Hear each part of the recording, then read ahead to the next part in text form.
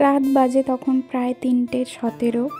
আমি তখনও জেগে বারবার বাথরুম উঠতে হচ্ছে, আর ঘুমও আসছে না। আমার সাথে সাথে টফিও জেগে রয়েছে।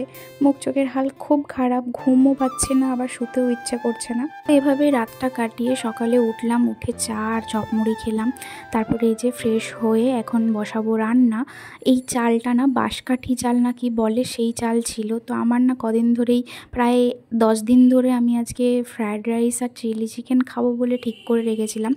বাট রান্না করাও হচ্ছিল না, খাওয়াও হচ্ছিল না। আর বাইরে থেকে এনে সত্যি বলতে খেতে ইচ্ছে করছে না, আমার নিজে বানিয়ে খেতে ইচ্ছে করছে। আর আমি ফ্রায়েড রাইস বা চিলি চিকেন কোনোটাই এর আগে কখনও ট্রাই করিনি। তো আজকে বাবু দেখলাম অনেক কিছু বাজার করে নিয়ে এসছে, তো সেগুলোই কাটাকাটি সব করলাম। আজকে ভাবলাম এই বাঁশকাঠি চালটা দিয়েই ফ্রায়েড রাইস বানাবো, আর সাথে চিকেন কষাই বানাবো, কারণ কর্নফ্লাওয়ার বা ওই চিলি চিকেনের কিছু জিনিস আমার কাছে নেই, সেই কারণে চিকেন কষা আর ফ্রায়েড রাইসটাই বানাবো। আর বাবু এনেছিল মাটন, তো আজকে চিকেন মাটন সব কিছু রয়েছে, ভাত হয়েছে নর্মাল, প্লাস এই যে আমি বাঁশকাঠি চালটা ভালো করে রান্না করে রেখেছি। এই যে মাটনটা রান্না করবে বাবু। তো চলো দেখতে থাকো। এই আর কি, সব জিনিস ফেলে দেওয়াই তো লোক। তো আমার মুখটা কিরকম লাল হয়ে গেছে। হ্যাঁ, মাটনের আশায় বসে থাকা টফি। এই তো বাবুর মাটনও কষানো হয়ে গেছে, আর আমার চিকেনও প্রায় হয়েই এসেছে। এটা সেদ্ধ বসিয়েছিলাম, ঢাকা খুলে তো দেখছি ভীষণ সুন্দর গন্ধ উঠেছে। ভাবলো ওর বাবা খেলবে। এই টফি ভাবলো তুমি খেলবে। ওর রিয়াকশনটা যা যা যা, আরেকবার নিয়ে যা, বলটা নিয়ে যা। তো বাবু বাড়িতে থাকলে টফির তো ফুর্তি লাগে, ওরও ভীষণ ফুর্তি লাগে, আর সত্যি বলতে আমারও ভীষণই ভালো লাগে। তো যাই হোক, এখানে ফ্রায়েড রাইসের প্রিপারেশান করছি। এই যে বাটার, তেল সমস্ত কিছু দিয়ে আগে গাজরগুলো ভেজে নেব, তারপর বাকি সবজিগুলো ভেজে নেব। এক হাতে ক্যামেরা ধরে এক হাতে রান্না করাটা খুব ডিফিকাল্ট, তো সেই কারণে আমি আগে রান্নাটা করেই নিই।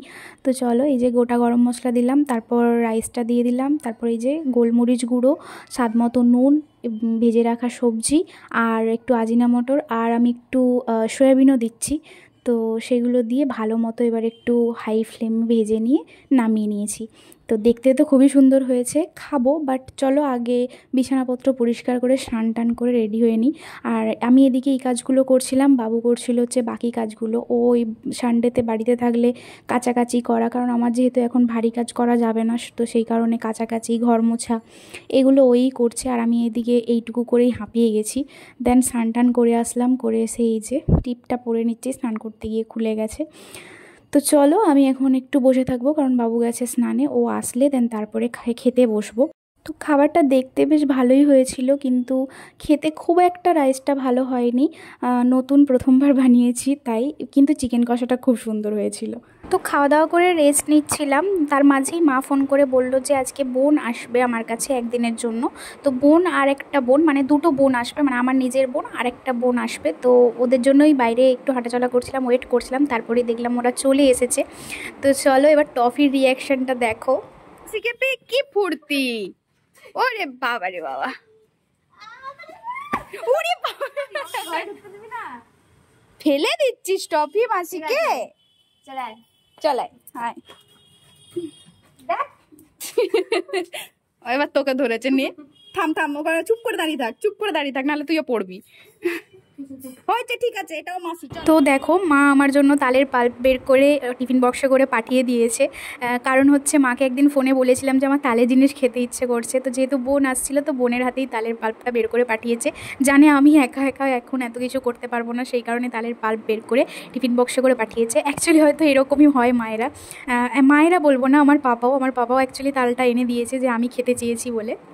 তো এই যে দেখো ফুলুরি বানিয়ে ফেলেছি, ভীষণ সুন্দর হয়েছে ফুলুরিগুলো, আর খেতেও ভীষণ সুন্দর। তো আমার ভিডিও কেমন লাগছে অবশ্যই জানিও, আর subscribe, like, share and comment করে দিও। আর কি বলবো, তোমরা আমার ভিডিও দেখো কিন্তু আমাকে কমেন্ট করে জানাও না যে কেমন লাগছে, আর সাবস্ক্রাইবও করো না, তো সাবস্ক্রাইবটাও করে দিও প্লিজ। আজকের মতন এখানেই, বাই বাই।